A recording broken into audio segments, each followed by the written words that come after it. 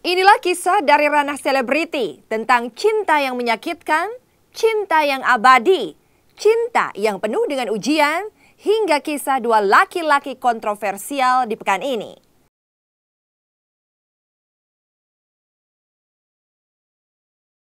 Kisah pertama datang dari artis cantik Ardina Rasti, pasca diduga mengalami tindakan penganiayaan dari sang mantan kekasih Eza Gionino. Benarkah artis cantik ini masih tertekan dan menyimpan luka yang sangat mendalam? Lalu bagaimana kesaksian sahabat Rasti tentang kondisi dan luka hati Rasti? Ketika cinta harus menyakiti, ada pula kisah tentang cinta abadi, yaitu kisah Habibie dan Ainun.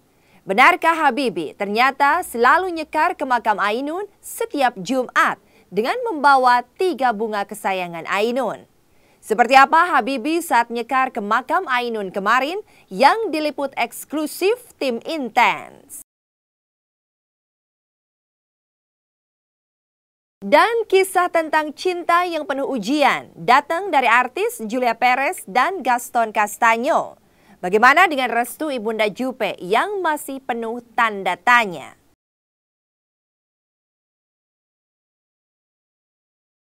Lalu bagaimana kisah dua laki-laki kontroversial di pekan ini, yaitu Farhad Abbas yang akhirnya meminta maaf kepada Ahok atas ucapannya yang dinilai tidak menyenangkan, serta polemik pengangkatan ahli telematika Roy Suryo sebagai Menpora.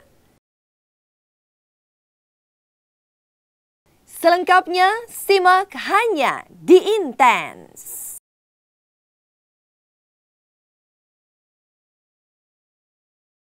Apa kabar pemirsa? Selama 1 jam, saya Mila Rahmawati akan hadir di hadapan Anda dalam Intens. Menyajikan kabar terkini, terpercaya, teraktual dari sebuah peristiwa secara intens.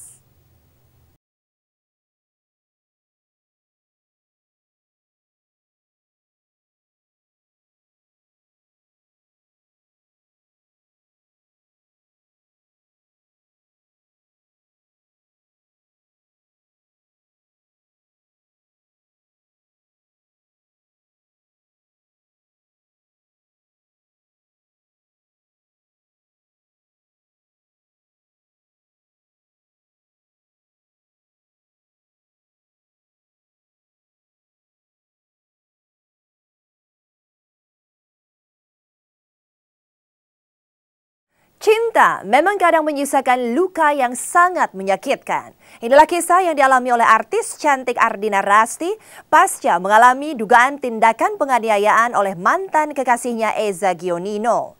Benarkah hingga kini Rasti masih menyimpan luka yang sangat mendalam atas dugaan tindakan penganiayaan yang dilakukan oleh mantan kekasihnya itu?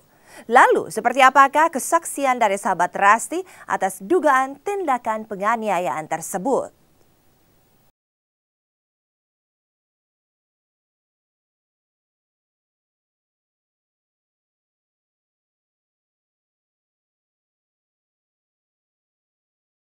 Putus cinta mungkin hal yang biasa, tapi inilah kisah miris yang dialami artis cantik Ardina Rasti. Rasti yang putus dari Eza Gionino ternyata membawa kisah yang pelik tidak sebatas soal putus cinta. Diduga mengalami tindakan penganiayaan yang membahayakan nyawanya sendiri. Rasti ternyata sampai kini mengalami trauma yang hebat serta depresi yang panjang. Dan memang benar, setelah diduga mengalami tindakan penganiayaan yang membahayakan nyawanya, bahkan Rasti membutuhkan waktu kurang lebih 4 bulan untuk bisa tampil dan mengungkapkan semua kejadian yang dialaminya. Dengan air mata berderai, Rasti mengungkapkan penyesalannya telah mengenal Eza dan membiarkan Eza masuk dalam kehidupannya. Ternyata orang yang saya percaya itu salah, dan saya nggak nyangka kalau dia begitu kejam aja gitu. Saya nggak ada. Maaf semuanya, maaf.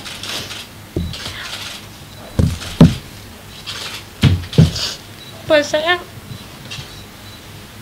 gimana bisa dia bilang cinta ke saya, cinta setia, pasangan, pacaran, ingin menikah dan lain-lain, tapi dia melakukan tindakan asusila, penganiayaan fisik dan mental dan emosional kepada orang yang dia berani cinta gitu. Jadi saya nggak habis pikir aja.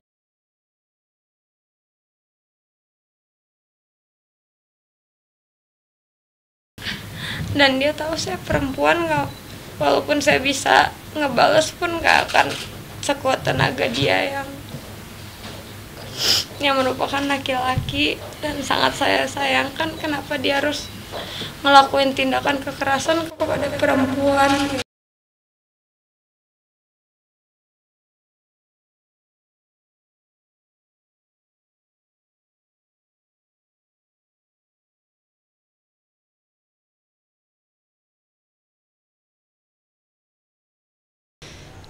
Aduh, nggak tahu deh, aku bingung sih. Pokoknya kalau kejadian seperti itu, aku sih nyebutnya itu udah kriminal ya, dan harusnya sudah dibalik jeruji, sudah jelas gitu. Nggak berkeliaran di luar sana dan bisa memakan korban-korban yang lain, itu aja sih. Karena aku percaya sekali cowok mukul perempuan itu nggak hanya sekali. Mau minta maaf, mau mohon-mohon, mau ngemis-ngemis, nangis-nangis seperti apa, itu nggak hanya sekali. Percaya deh.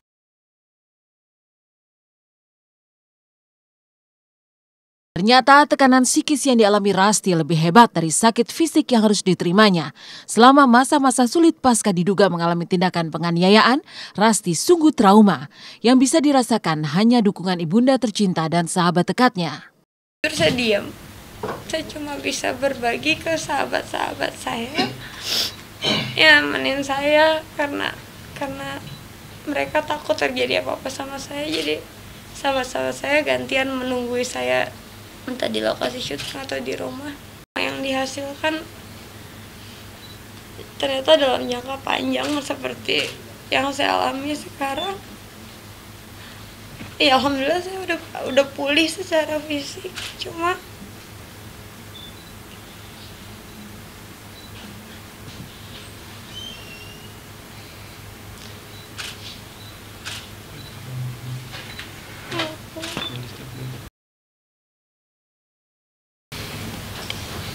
nggak nyangka bakal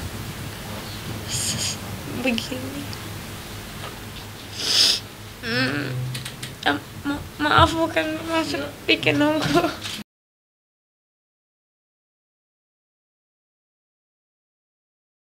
Kalau aku sih lebih kepada setelah kejadian dia memang traumatik banget, yang bahkan harus ada kata baru dari depresi ya, karena aku gak pernah lihat orang kayak gitu. Dia disinggung apapun soal apa yang telah terjadi sama dia tuh pasti responnya nangis, gemeteran. Semua yang buat sahabat itu gak enak banget ngeliat kayak gitu, gak tega banget. Bahkan sampai sekarang pun aku ngeliat apapun footage dia di media, di wawancara sana sini, aku nontonnya pun gak tega. Karena satu, aku udah tahu ceritanya langsung dari orangnya, aku nemenin dia di saat-saat sulit itu, jadi aku pun gak kuat sebenarnya nontonnya. Apalagi dia sebagai korbannya, aku gak kebayang gitu. Tak terbayangkan memang, dan menurut kesaksian Sherena, sahabat dekatnya, kondisi Rasti memang memprihatinkan pasca diduga mengalami tindakan penganiayaan dari sang mantan kekasih. Erna Santoso, ibunda tercinta, yang juga tak percaya akan kejadian yang dialami putrinya, tampak masih tak bisa menyembunyikan raut wajahnya yang sedih bercampur marah. Bagaimanapun juga, kekerasan terhadap anak sendiri terlebih dilakukan laki-laki kepada perempuan selalu tak bisa diterima. Sebab hukum bisa menyelesaikan persoalannya, tapi trauma yang menyiksa batin sang wanita tak akan mudah pulih. Pasti semua orang kalau terluka hatinya saja kan sudah pasti kecewa ya. Dan itu pasti ada secara psikologi kan terganggu. Nah ini tidak hanya hati tapi fisik yang sudah tidak manusiawi, dan kita tidak perlu ungkap karena banyak orang masa seperti itu. Kita nggak akan menjawab. Saya bilang sabar, Rasti sabar. Kita harus dewasa. Kamu pemulihan mental dulu, ya kan? Terus sabar, terus kita ikhlas dan menjalani hukum yang ada. Ibu saya yang sudah memberi kepercayaan dan kekuatan dan doa pada saya, dia cuma bilang kayak, alhamdulillah kamu gak sampai meninggal nak. Itu bikin saya sedih banget. Saya juga punya kakak perempuan yang pastinya dia bilang, saya gak nyangka Eza menjanjikan dia berniat serius, dia akan jaga kamu. semuanya dan lain-lain, dan ternyata saya dengar berita ini gitu. Jadi kakak saya posisinya di Kanada, itu pun bisa kayak gitu. Ntar juga kebenarannya akan terungkap kok, dan sudah cukup jelas diceritakan oleh Rasti di pressconnya. Ya sebegitulah adanya gitu. Kalau aku paling cuma bisa komen sebagai sahabat yang intinya nggak tega aja deh, dan aku di sini buat Rasti dan lebih fokus gimana caranya dia fisik bisa sehat. Mbak lihat sendiri tadi pagi dia ke rumah sakit, oksigen segala macam, masih asma. Syuting lancar, dipaksain, malam kena angin, malam drop lagi, panas tinggi, banguninnya tadi susah gitu. Jadi aduh gimana sih Mbak, sebagai teman ngeliat kayak gitu tuh miris banget gitu. Dan ya kok bisa aja gitu ada orang kayak memperlakukan perempuan kayak gitu, itu aku nggak habis pikir. Mohon doanya banget, mohon doanya biar Rasti cepat pulih, mohon doanya biar kebenaran cepat terungkap, keadilan ditegakkan, dan jangan sampai ada lagi kasus-kasus seperti ini yang menurut aku aduh rendah banget gitu ya. Cowok melecehkan perempuan sedemikian rupa tuh kayak rendah banget. Secara Rasti pun fisiknya lemah banget, pada dasarnya dia asma.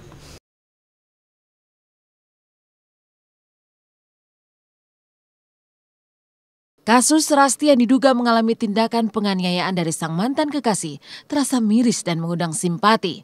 Bagaimanapun juga, perempuan tidaklah untuk dianiaya karena perempuan pun memiliki harkat dan derajat yang sama sebagai manusia. Dan kabarnya sore nanti, Eza akan memberikan penjelasan atas masalah ini. Kekerasan tidak diperbolehkan di seluruh dunia dilakukan laki-laki terhadap perempuan dalam bentuk apapun. Jadi saya harap kasus saya ini bisa sedikit membantu siapapun yang ternyata mengalami hal yang sama dan tidak berani ngomong. Karena jujur pada saat kemarin 1,5 tahun saya menjalani, saya lebih banyak tidak berani membicarakan kepada siapa-siapa, bahkan sampai selesai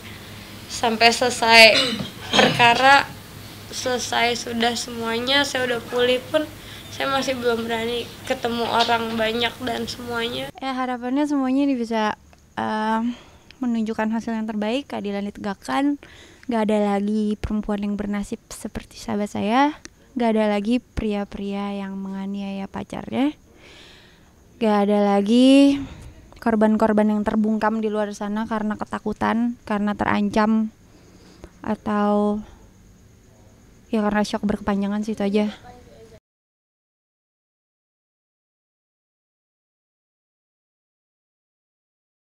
Cinta yang menyakiti, begitulah kisah cinta yang dialami Rasti yang kini berujung pada konflik. Namun selain kisah tentang cinta yang menyakiti, ada kisah tentang cinta abadi dari Habibie dan Ainun. Benarkah ternyata sejak Ainun meninggal hingga sekarang, setiap hari Jumat Habibie selalu nyekar ke makam Ainun dengan membawa 3 bunga kesayangan Ainun. Bagaimana dengan film Habibie dan Ainun yang sudah ditonton hampir 3 juta orang meski baru 3 minggu tayang? Simak kisahnya hanya di Intens setelah yang berikut.